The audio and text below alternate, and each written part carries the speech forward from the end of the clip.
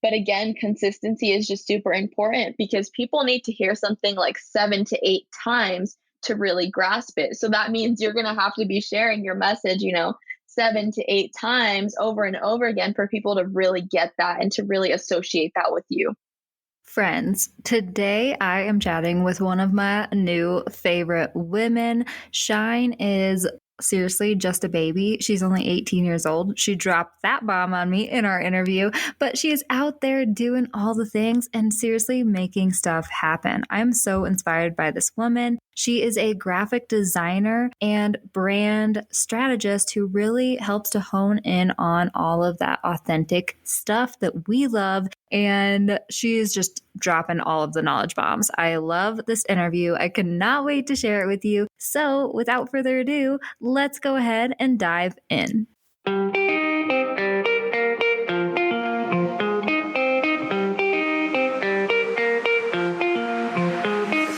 Hey, friend, and welcome to the Feel Good Social Podcast. I'm your host, Kinsey, and I'm here to help you market your business in a genuine way that works without wasting your precious time. On this show, we chat about social media strategy and mindset tips with a focus on, you guessed it, feeling good. So sit back, relax, and enjoy some genuine conversation for the good of your biz. Have you been struggling to hone in on your brand's vibe on social media? I created a free new guide just for you, my friend. I hear it all the time. My photos aren't flowing together. My graphics look weird. My captions all sound different. I get it, and I'm here to help. With this free worksheet, you'll clarify who your brand is on social media. I'll walk you through the steps to figuring out your brand's story, what your brand sounds like, and what your brand looks like, so you can show up consistently with beautiful posts and build your followers' trust. Whether you've been complaining about your grid not being cohesive or your captions all sounding off, this brand vibe worksheet will help. Just head to feelgoodsocial.com/brand vibe to get this free guide. That's feelgoodsocial.com/BRANDVIBE, and you'll be on your way to branding clarity. All right, let's dive into today's episode. Hi, Shyne. Thank you so much for joining us, lady. I'm so excited to chat with you on the show. Thanks for having me. Yeah, so I did already introduce you a little bit in the intro, but I'd love to know from you, who are you, what do you do, and who do you serve? Yeah, so I'm Shyne, as you know. I am a brand designer and the founder of Design by Shyne. My business really just exists to make the world a more creative place. I believe that creativity, passions, talents, I believe that all of those things are gifts and that we're doing a disservice to the world when we don't use them. So in my business, I primarily serve passionate and multi-passionate female entrepreneurs who are visionaries and really want to tell a meaningful story to the world through their brands. I specifically achieve this through graphic design and visual communication, and I specialize in brand identity design and social media branding. Oh, I love it. And this is like going to relate so hardcore to our audience because we're all kind of like branding visual nerds, at least most of us are. And I absolutely love all of the designs that you're putting out there. It's just like such a feel good vibe. So I can't wait for you to share your tips. But before we dive into that, I would love to just know kind of how did you get started creating your own business and what's your journey in entrepreneurship look like? Because you're still kind of an entrepreneur baby, right? We were chatting before. Yeah, I'm just a baby in general. So I'm 18, I'm in my second year of college, and I am 6 months into my entrepreneurial journey. Well, let's back up. I started in 2019 with my first business, but it wasn't really a business. I was really just selling t-shirts and stickers with my art on them. And I was just doing it for fun, mainly to my friends. But then the summer of 2020, I won a scholarship for entrepreneurs and I thought it was just money. I was like, yeah, free money. Great. That's some capital for me to buy more materials and stuff. And it ended up being a coaching scholarship.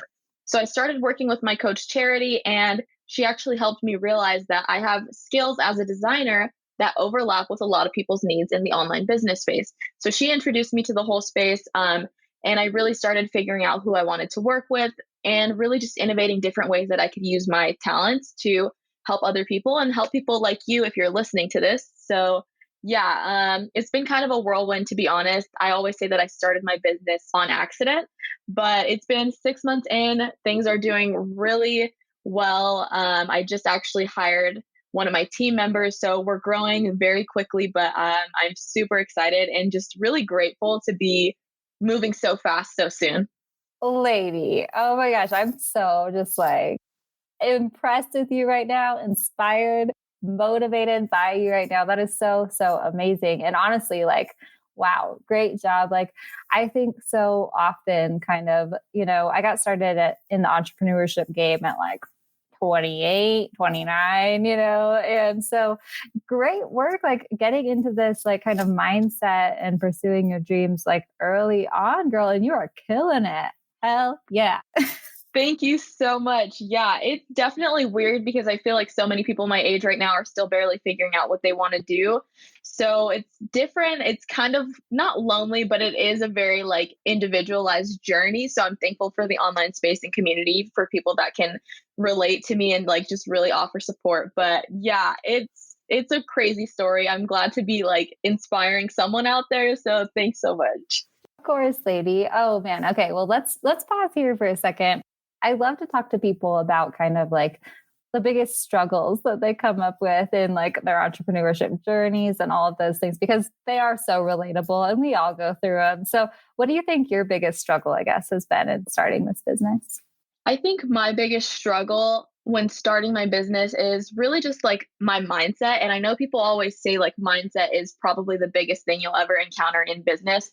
But really coming from a background of not knowing much about business, not even intending to start a business, and then still trying to, be in school and balance friends and just figure out what I want to do with my life and in the world while simultaneously learning how to run a business from the ground up has been a challenge because I'm constantly like having to train myself to think, all of the things that we've been taught in school, like you have to do X, Y, and Z to be productive. You have to have a great memory to be successful, and just all these different things that we're trained with as we grow up.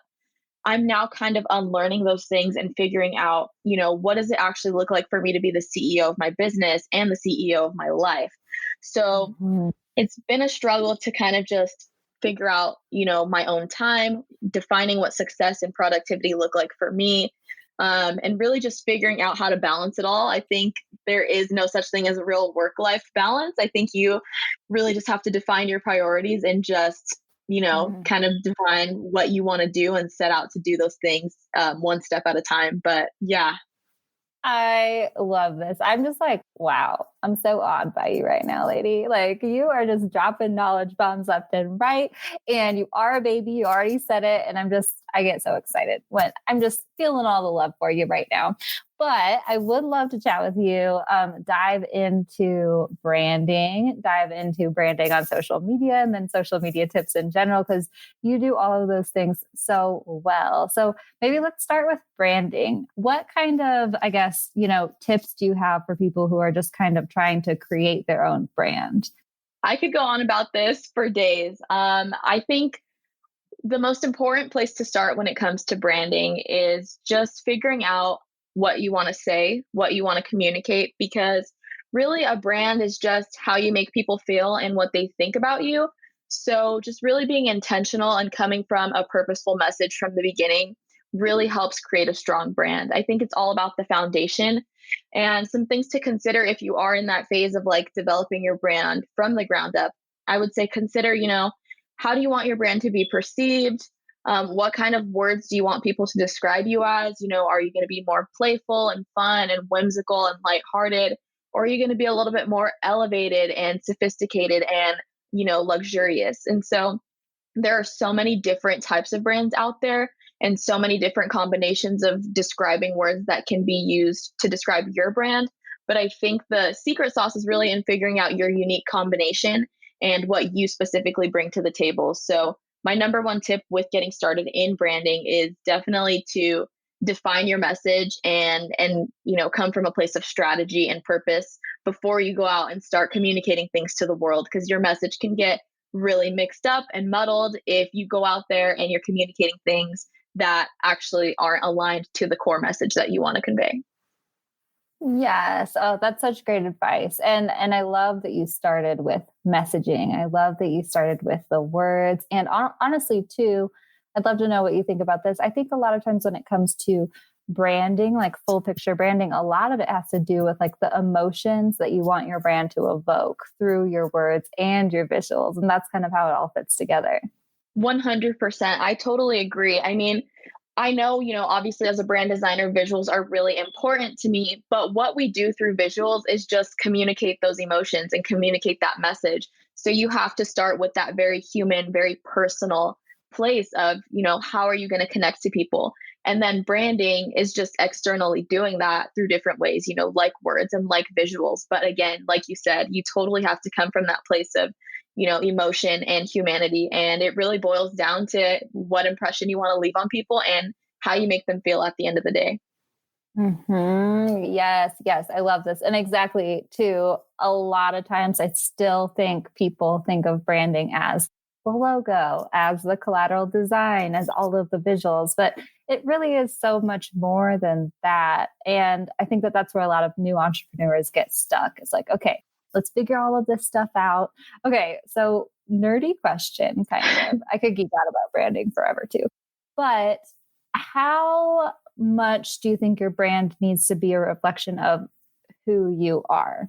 Did I say that right? Do you know what Yeah, I'm trying to yeah, I say? Okay. got you. I think there are a lot of different answers about this out there, but I personally adopt the perspective that your brand, if it's a personal brand, should reflect you 100%. And I really approach branding this way with my clients too, because I'm all about branding from a holistic standpoint and, creating something that represents you as a person, not just you as a business owner, not just you as a coach, not just you as an accountant, but who are you at the end of the day, right? What are some memories and feelings that are super important to your life journey? What do you really do with people as an individual? Like, how do you connect to them on a humanity level? Rather than just your business. So I really think that it's important that your branding reflects you holistically and that it embodies who you are as a person and not just, as a business owner. I think if you have a business brand, like something more corporate, if you run an agency, then of course it's going to be different because there are lots of people involved and it can't just be about one person. But most of us as entrepreneurs, as solopreneurs, right, our brands are really built around us. And so I think it's super important and super crucial if you want to be authentic for your branding to really embody you as a person. Yeah, yeah, I love that answer. And I agree 100%. So I guess kind of taking that a little further, do you ever run into this with your clients? I run into this all the time with people where they have this idea that they don't want to be at the forefront of their business, that they want to either create an agency. I didn't make my business my name on purpose. I don't want to seem vain and all of those things. What do you say to clients who tell you that when you're creating branding for them? Yeah, I mean, in that case, we do run into that, and in that situation, it just depends on your goals. So, of course, as your brand designer, I'm going to help you achieve your goals. And if it's not aligned for you to build a brand around who you are individually, then of course, we can brand for that agency model. But also, we still have to understand that whatever you're setting out to do, whether it's an agency or if you're forming an LLC or whatever kind of business model you have somewhere in there that is rooted in your heart. Like that came from you for a reason. And so there's still so much that you as an individual bring to that. So even if you're not at the forefront of that, the things that your brand values and your brand personality for your business are still parts of who you are. And there's still a reflection of things that you value in your own personal life. So even if you don't want to be at the forefront of it yourself, even if you don't want to be the face of the brand, you still got to recognize that so much of that is from you. And we can still communicate that through your branding without making it, self-titled and all about you. Yes. Yeah. Okay. I love that. And I'm laughing because I was having a conversation a while ago with my friend Hannah, who's a graphic designer. And we were talking about how she actually had to rebrand herself because she created this beautiful branding. And then she realized this doesn't fit into me at all. Like, I don't have any of these colors in my closet. Like, how am I going to take brand photos and all those things? And so I think it's also kind of realizing, like, okay, do I love like light and pink and pretty branding, sure, yeah, I am attracted to that. I do like that. But does that reflect me? No. And so Right. like it's that distinction of you can appreciate other branding, but like you can't have it all. You can't be it all. And it has to somewhat reflect who you are in a way. Yes, I totally agree. I'm the same way. And I think of most of us as artists and creatives, and especially multi passionates, we can get drawn to a lot of different things. But like you said, it just comes down to like, okay, we can like these things, but what actually feels the most to us? Yes, yes. I love that so much.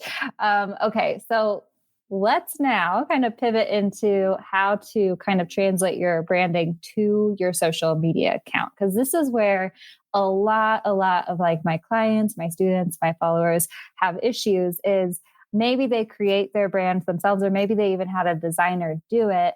And then the designer's like, okay, here's all of your brand collateral, all of those things. And they're like, I don't know what to do with this, or like, I don't know how to translate this to my social media account, to my Instagram grid. So, what kind of tips do you have around that for people?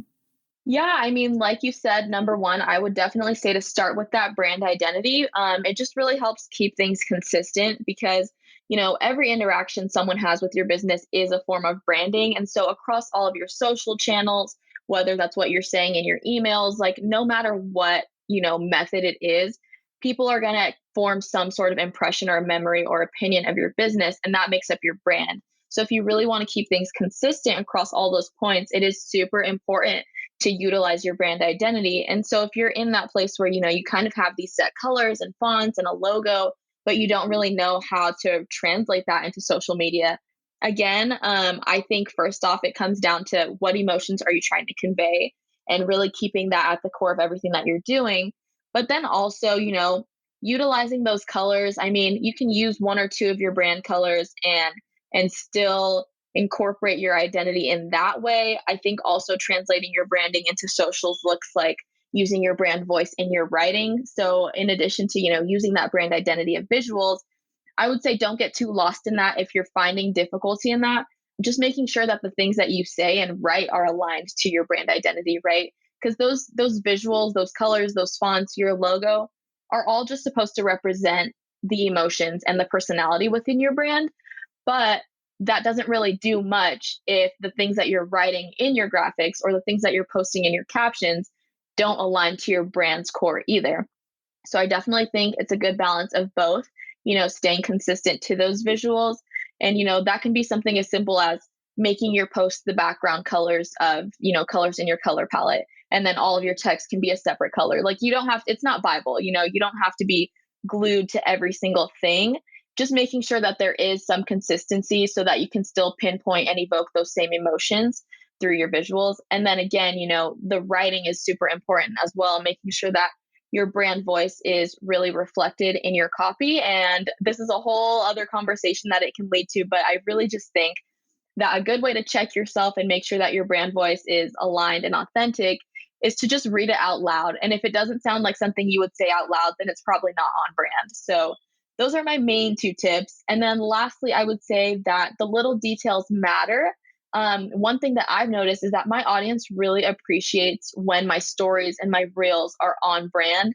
So even those little things can make a difference for people. They do leave an impression. So maybe it's just taking an extra 2 seconds to make sure that the text in your stories is the same color as your posts, right? Something simple like that really does grab people's attention. So those are my three main tips for, translating your branding to socials. Oh man, so much to unpack there. I love that so much. And honestly, too, lady, I respect so much that you're bringing in the whole picture of this because, I actually, the week that this podcast episode is going to release, I am releasing a brand vibe quiz for social media. And it's this whole concept I've been like kind of trying to figure out for almost a year now, like how can we teach brand vibe on social media? And you're exactly right. It doesn't just have to do with your style or your visuals. It has to do with your brand's kind of story, the behind the scenes, the perspective that your brand has on the world. And then also your brand's voice and personality and all those things. And so I'm loving how this is all tying together. And myself and my audience are word nerds for sure. So I'm so glad you brought the brand voice tip into it. That's so great. Oh man. I guess, okay. So I like to ask this question to a lot of designers and photographers. How important do you think it is to have kind of like a super curated Instagram grid? And like, do you think that like it's really important to have everything on brand, or do you think like more real stuff is okay? That's a tough one. I feel like this is almost a trick question. I I think know it's there's hard. definitely a balance to aim for. Of course, as a visual communicator, a visual storyteller, visuals matter so much to me, right? And a lot of people will tell you, like, oh, you don't need branding, or you don't need a website, or you don't need any of that stuff right now in your business because you're not making enough money. It's not a priority. But I just don't think that's not true. I think that it is super important for your Instagram grid to look a certain way. And not because, prettiness and the aesthetic is like super important, but more so because what things look like on your social media accounts are the first impression most people will have of you. Like nowadays, we only have realistically 8 or 9 seconds to get someone's attention, right? Our attention span is so short. So before they ever read our captions or hear us talk on stories, they're going to be forming an opinion of us just based on what our Instagram grid looks like. And it's also like, the phrase people say, don't judge a book by its cover. But no, there's a reason books have carefully designed covers, right? The cover is supposed to tell us about what's inside the book. Our Instagram grid is supposed to tell people about what they can expect when they work with us and when they interact with us. But at the same time, I'm also all about authenticity and being more than just a business owner and bringing your whole humanity into your brand. So I do think those real moments are important too. And I definitely think you can still incorporate those like real photos and not just graphics in lifestyle and stuff in a way that's aligned to your brand's identity. And I think it's really crucial to find that balance so that you're not sacrificing who you are for your business, but also so that you're still using these tools, social media, for your brand and to attract people to your business. So I think it can be challenging to find that balance alone, which is why I do what I do as a designer. But I really do think that it's important that your grid is pretty, but also finding the balance of sharing realness. And that's why I kind of also love stories and reels, because they do give us that opportunity to like uncover ourselves and just be real humans in that same space that our brand exists in. Yeah, yeah, I do love that answer. And honestly, too, girl, I've been geeking out so hard about mindset stuff for like all of 2020. It was necessary. But, I don't know if you know who Brene Brown is. Of course. Of course. Okay. I know she's like a celebrity now, but she talks about like paradox a lot. And I think that that can be applied to like this idea of, okay, it needs to feel cohesive. It needs to feel recognizable, I think is a big part of that too, and on brand, but also, yeah, you can post a cell phone photo. I really like to recommend trying to keep all of the colors fairly similar. So I really like to use Lightroom presets for all that stuff. And I think that like if you slap a Lightroom preset on like a real cell phone photo, like it can even be kind of blurry, whatever, then like that'll still kind of feel cohesive within your whole brand. Do you feel like that too? Yeah, I totally agree. 100%. I mean, yeah, like you said, it can be as simple as using the same filter or preset and just kind of keeping the colors tied in together. Because honestly, nobody really cares about those things as much as we think they do. It's just about the overall impression and like overall look that we have. So really doing something as simple as, using your presets or your filters or whatever, the same editing techniques on all your photos, whether they're just iPhone photos or not, it's still totally fine. But yeah, it is definitely a paradox. I agree. Yeah. Yeah, and like ultimately too, I know I run into this all the time because I work a lot with like those down to earth entrepreneurs who they're doing it themselves, they're figuring it out, they just need to start marketing and all those things. And so I'm like, okay, like, and again, I think that worrying about your visuals on social media, worrying about creating the beautiful grid is one of those problems that like everyone brings to the forefront. And I'm kind of like, no, it's important, but like if it's going to stop you from posting consistently, just slap it up there. Like I don't care. Like consistency is what's going to really get you the results, like first and foremost. And then it's about like creating that visual brand vibe and stuff. But I truly do believe too that like consistency in your visuals and like creating that recognizability is important for sure, like long term. Yeah, I totally agree with you. And also, I think what kind of helps inform my point of view as a brand designer is that I'm also super into content marketing and social media strategy. And so, with that, I agree that consistency in the quality and the value that you're bringing in your content is also a little bit more important than, making sure everything is perfectly pretty and all that stuff, because you can have a pretty graphic with a waste of content and it's not going to do anything for anyone. So, yeah, making sure that you're not only recognizable by your visuals, but making sure you're recognizable about what you bring to the table and what you're sharing with your audience and how you're making them feel through your writing is also super important. So, I think there's definitely different ways to go about achieving that brand recognition and that brand loyalty apart from just, the colors and fonts that you use. So, yeah. I'm going to geek out with you about this real quick because I feel like you are also a word nerd, right? You like 100%. words. Okay. So do you know what the concept of slant rhyme is? Yes.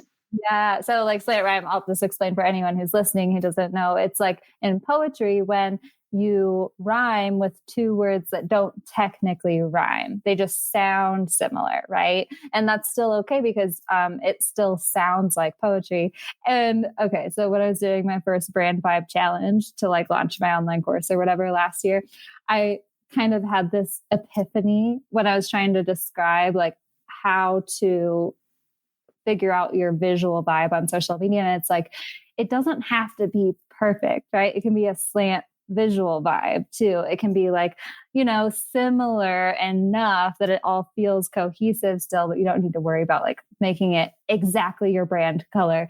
For graphics, for sure, use your brand colors because it's easy. I'm talking more about like photographs and like the Lightroom presets and stuff, but I just wanted to share that with you. Yeah, no, I love that. I'm so glad that you share that with me because I'm totally a word nerd. I geek out in English stuff. So I love that. And I think that's so true and accurate though, because we can totally have like slant visuals and slant graphics because I'll tell you what, I use a bunch of shades of orange on my account. I don't always stick to my brand color and nobody knows the difference. Nobody cares because they still see orange and they still know it's me, right? Like nobody's really going to care if your photo is a little bit, more red one day and then a little bit more orange the next day. Like it's totally fine because it's still in the same ballpark. And I really just love that analogy. That's so good. Wow. I love it. Right? I love it. Okay, good. I'm glad. I knew you would appreciate it. That is so okay, good. before we move into like a little bit of social media stuff, like strategy stuff more so, I'd love to just kind of ask you a little bit about, I think something some people have trouble with when it comes to their branding and creating graphics is like the graphic elements. Do you have any tips for choosing graphic elements that feel on brand? Because that's one of those kind of weird situations. Yeah, I mean, of course, starting from the place of what do you actually want to say with these graphics. But then I think some tips that I would say are, find a font that kind of matches the vibe that you're going for. So I know it's kind of hard sometimes to figure that vibe out, but like general rule of thumb is going to be fonts that have serifs, like, the little old timey looking like lines and things. Fonts that have serifs are going to be a little bit more either classic, luxurious, sophisticated. Like that's the general vibe they communicate. Fonts that don't have serifs, like more block letter things, if you're familiar with Arial, those kinds of things are just more modern and simplistic. And then script fonts like cursive are going to be a little bit either more playful or more feminine. So those are some general like kind of rules of thumb. But then when it comes to actually creating graphics, like say you're trying to put something together in Canva and you really just want to make sure that it looks good and looks, authentic to your brand. Some general design tips that I just like, oh, these irk me. I'm sorry if you're a victim of these, but I just got to be honest. No judgment, but like take what she has to say and like apply it then. Yes, absolutely. Yes. No judgment, but also, now you can apply these things and you know better. So number one, do it. Yeah. A little bit of tough love. Number one, avoid using all caps. I see a lot of people trying to like put a bunch of valuable information in all caps, and it's honestly just not digestible for the human eye. There are some exceptions like, headlines and little accents and things like that. But other than that, it really just distracts from the value of your content. And if you're putting in so much time crafting, what you're going to say so beautifully and perfectly and informative, then you don't want people to be turned off by all caps. Like you don't want to waste your time because it looks off. And especially never use a cursive font in all caps. That's like cardinal sin. Always left align your text is another one. I know it's tempting to center align text because most of our Instagram posts are square, but please don't do it. And then last one, I would say stick to 2 to 3 colors per graphic, unless you're like super good and adept with visual things. But just for example, don't put like teal, orange, yellow, black, and pink in one graphic because it just hurts the eye and it really keeps you from focusing. So yeah, I mean, and on the topic of Canva too, I think there's lots of potential there and lots of opportunities. So, let's say that your brand is very playful, whimsical, and feminine. Maybe something that you want to incorporate in your graphics for now is like flowers. So maybe you can look up like flowers in Canva, find some sort of outline drawing, and place them in the corners of your posts. And so it's just a little bit of an extra oomph, a little pizzazz that makes your post look a little bit more elevated than just plain text on a background. But it's also not too much work for you to figure out and do a whole, brand analysis on. Like it's just very simple, but the little touches do help. Yeah. Yeah. And I love that. I think that that's something that a lot of us run into who weren't like classically trained as designers. It's like we get on Canva and we're like, this is so much fun. Let's use all the things. Right. And less is more. White space is good, And Yes. I say this too with like my content on social media. It's like, you should be using the same things over and over. You should be talking about the same thing over and over. It should feel kind of boring to you after a while, because that means that you're showing up in a consistent way and you're not confusing people, right? That's yes. I totally agree with that. And I know, yeah, like you said, it can feel a little bit repetitive or boring for us. But again, consistency is just super important because people need to hear something like 7 to 8 times to really grasp it. So that means you're going to have to be sharing your message, 7 to 8 times over and over again for people to really get that and to really associate that with you.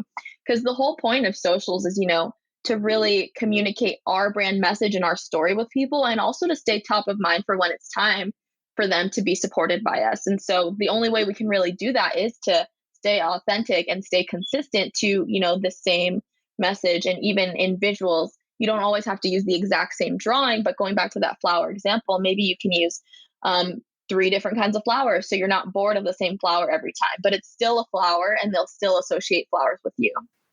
Yes. Yes. Okay. I love this so much. And I could totally geek out with you about all this stuff all day. But let's talk about your social media strategy tips a little bit, because you really do a great job with social media. And so I guess, where have you personally seen the most success when it comes to social media?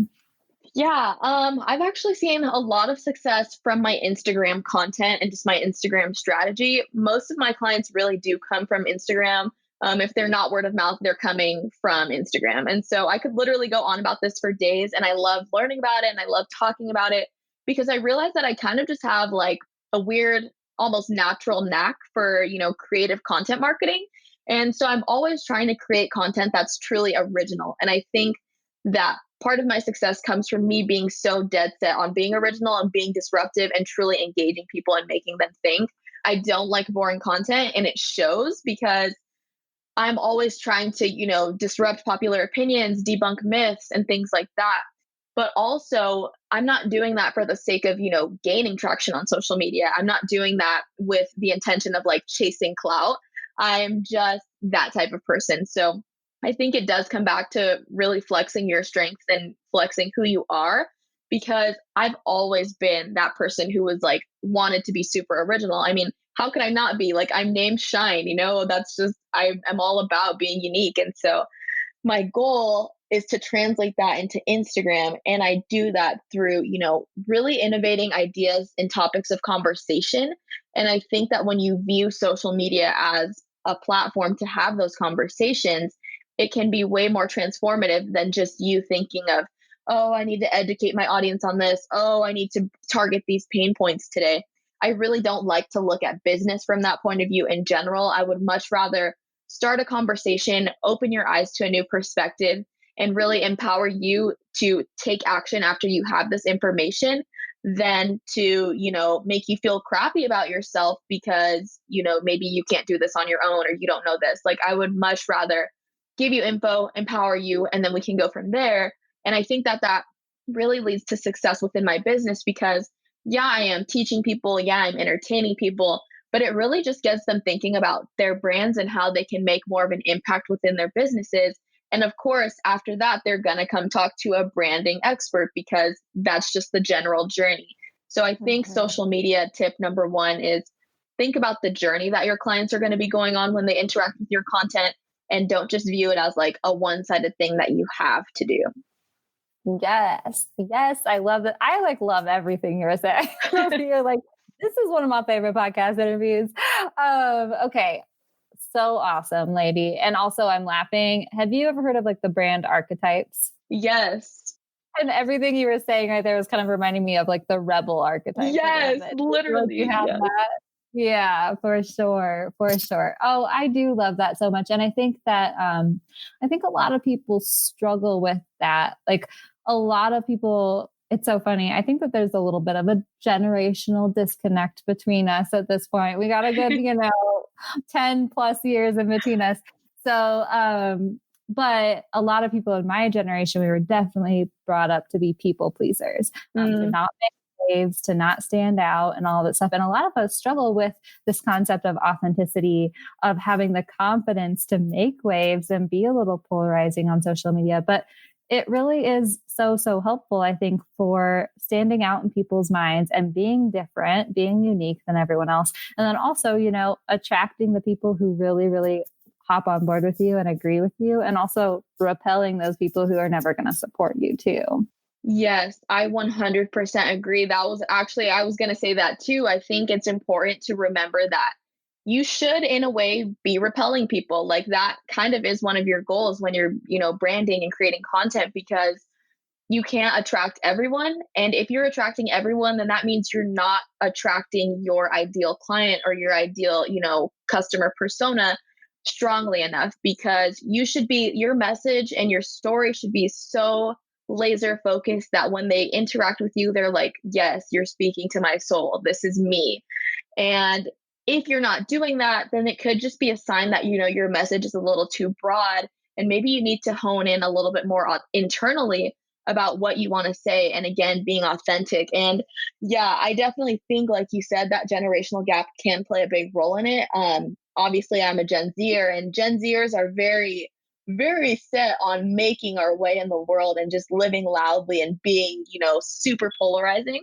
So I think it does come a little bit naturally to me. But if it doesn't come naturally to you and you're listening to this and you're like, I want to be more authentic, I want to be able to, be polarizing, but I don't know how because I've never done that before, then I would just say, what do you want to say to the world? I mean, it doesn't necessarily have to be so dreamy and grandiose, but just think about like maybe one thing that you're super passionate about is that you shouldn't have to wear your hair up to work or something like that. I don't know. It can be something that's just super intimate and personal for you, but somebody out there shares that opinion. And so the more you double down on that, the more you centralize your message around those things, people are going to flock to you because they're going to be like, oh my gosh, I agree. I'm so into this brand. I'm so aligned to this mission. How can I support? How can I be part of the story? And also, that's when the money starts coming in, right? Because all those people are going to flock to you because they are going to rally behind your mission. And all the people who disagree and they're like, no, I want to wear my hair up to work, I don't want to wear my hair down, they can go away because they probably weren't going to invest in you in the first place. So that's my take on that. Yes, girl. So much. Yes. Because exactly. Like, it's so funny. I'm one of those people who I think Instagram is really, really annoying in so many ways. And I was kind of hesitant to talk about that at first when I started my business, because it's like, okay, well, you're a social media manager, kids. Like, shouldn't you enjoy social media? Shouldn't you like it? But once I started talking about, you know what? Yeah, Instagram is overwhelming. It's confusing. It annoys the heck out of me so often.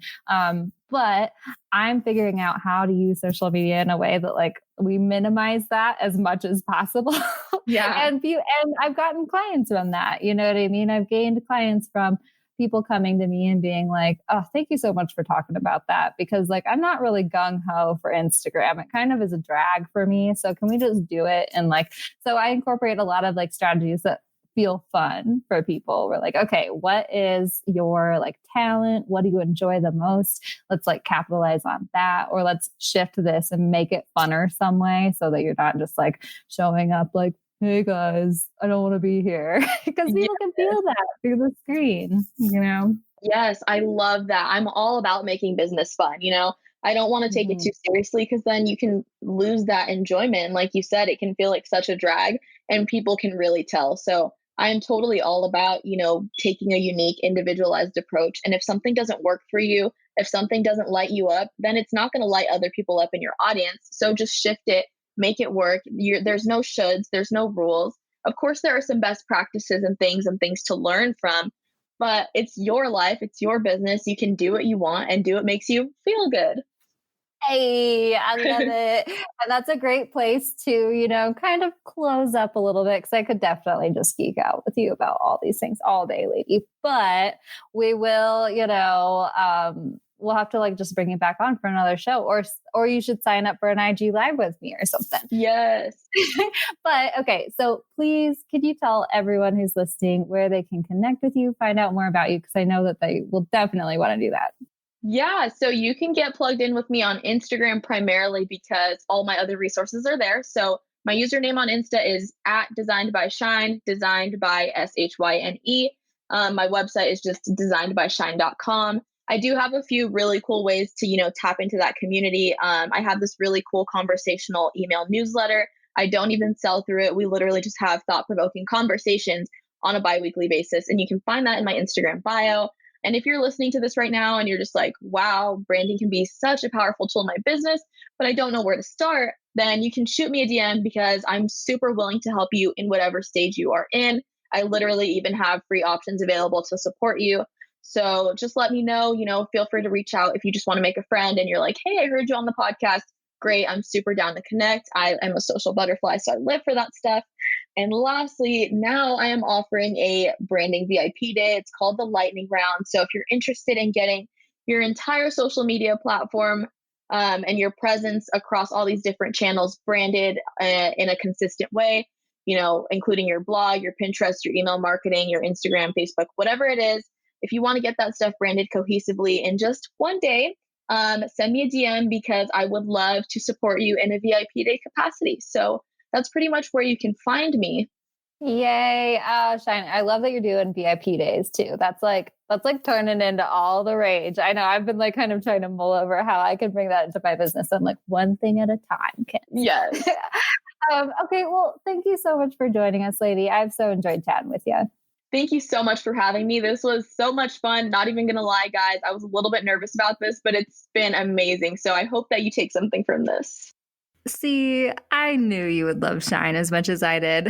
If you enjoyed this episode, please share it with a friend who needs it. Share it to your Instagram stories and tag both of us. I'm at Feel Good Social because we want to see it. We want to reshare it. And we want to say thank you and spread the love right back to you, my friend. And hey, if you've been enjoying our Feel Good Social podcast, please leave us a review. It really, really helps us to increase our visibility on Apple Podcasts. And I just love hearing from you, my friend. I hope you have a wonderful, wonderful week, and I'll catch you next time. Thanks so much for listening, my friend. For show notes and a whole lot of other awesome freebies, visit feelgoodsocial.com. Simply go to feelgoodsocial.com for all the goods.